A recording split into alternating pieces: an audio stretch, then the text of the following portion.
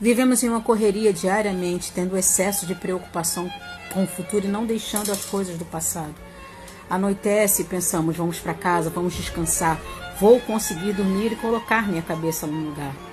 Mas o sono não vem, não conseguimos dormir e as preocupações continuam conosco. Nos esquecemos que o Senhor ele já preparou todas as coisas.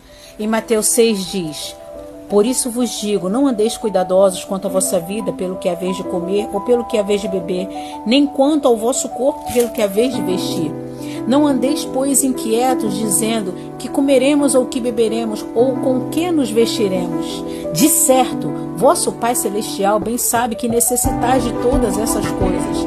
Mas buscai primeiro o reino de Deus e a sua justiça, e todas essas coisas vos serão acrescentadas. Creia, o Senhor te vê.